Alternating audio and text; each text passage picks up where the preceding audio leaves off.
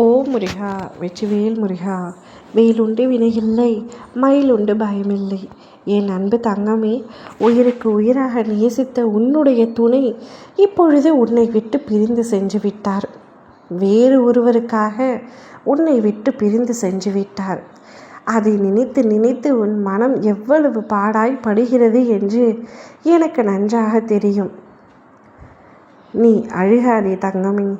உன்னை விட்டு பிரிந்து சென்ற அவர்தான் அழுக வேண்டுமே தவிர உண்மையாக இருந்த நீ ஒரு நாளும் அழுகக்கூடாது.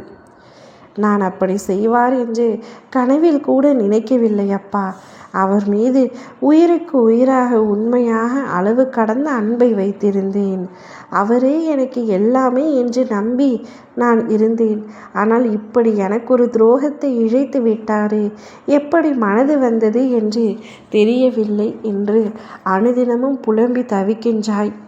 உன்னுடைய தவிப்புகளில், உன்னுடைய வார்த்தைகளில் எவ்வளவு வலி இருக்கிறது என்று என்னால் உணர முடிகின்றது. நீ விரும்பும் துணை எதற்காக உன்னை விட்டு அவரிடம் சென்றார் என்று உன் அப்பா நான் சொல்கின்றேன். அவர் உன் துணையின் மீது அளவு கடந்த அன்பாக இருக்கின்றார். ஒன்றாக வாழ பார்க்கும் பொழுது கிடைத்த அன்புதான் அவர்.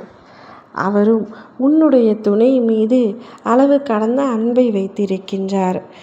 ஆரம்பத்தில் அவருக்கு திருமணம் ஆகிவிட்டது கூட தெரியாமல் தான் பழகினார். பிறகு தெரிந்தவுடன் வைத்த அன்பை மறக்க முடியவில்லை.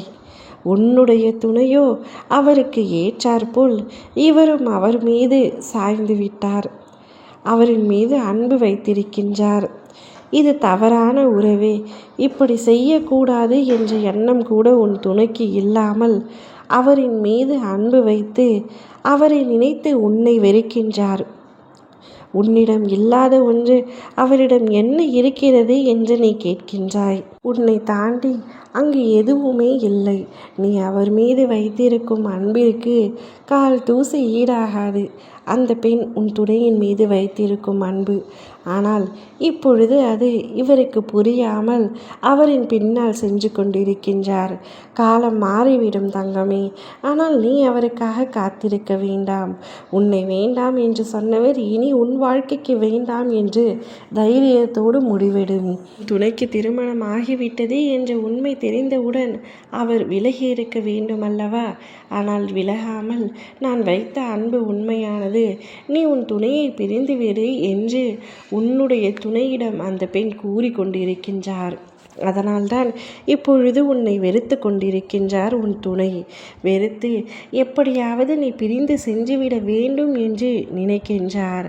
ஆனால் இது முற்றிலும் தவறானது. நாளடைவில் உன்னுடைய துணைக்கு உன்னுடைய உண்மையான அன்பு புரிய வரும் பொழுது கதறி அழப்போகின்றார். இப்படி ஒரு அன்பை நாம் இழந்து விட்டோமே என்று அவர் கதறி அழும்பொழுது நீ அவரை ஏற்றுக்கொள்ளக்கூடாது. அதுதான் உன்னுடைய சுயமரியாதையாக இருக்க வேண்டும்.